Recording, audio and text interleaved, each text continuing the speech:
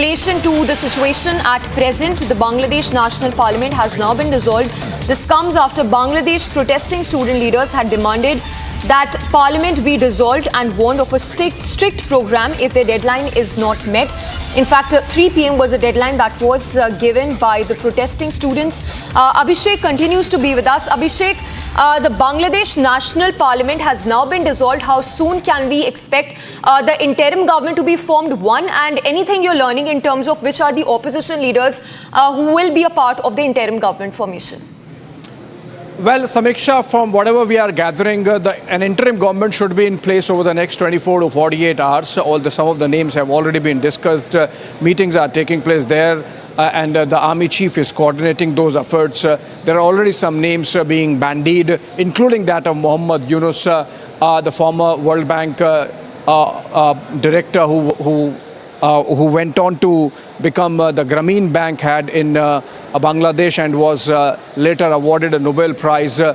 He's somewhere in Europe, I believe in Paris, France, and he is someone who has been influencing the events on the ground in Bangladesh with a lot of influencing of opinion, global opinion on what's happening in Bangladesh. He was at odds with the Hasina government and in fact was convicted on corruption charges. So we are hearing that Mohammad Yunus might be some sort of an advisor to the interim government. He's someone who has taken positions which are not at the best interests of India and India-Bangladesh relationship. So we will have to watch that space closely. Not that Mohammad Yunus has been openly inimical like many of other BNP leaders, but the fact that he had a very public falling out with the Hasina government, following which he was convicted in a court of law on corruption charges, makes us believe that even that space needs to be closely watched. So these are the contours emerging.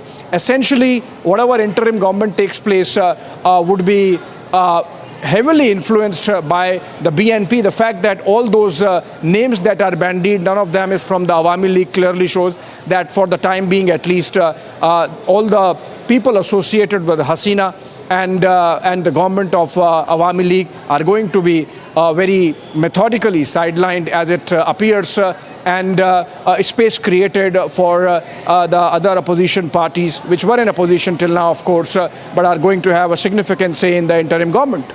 Yes, Abhishek, thank you for the moment. We will keep coming back to you. Let's now shift focus to the other area that we've been focusing on. This is the foreign hand, which is in focus in Bangladesh unrest. In fact, it's Pakistan hand, which seems to be behind the unrest and which now stands exposed. It was Jaishankar who responded to opposition's questions on Bangladesh situation and said that the situation is developing and that the government is closely monitoring the events and is mulling on the next steps that are going to be taken. In fact, sources in government have confirmed that there is a Pakistan link in this all-party meet which was held this morning.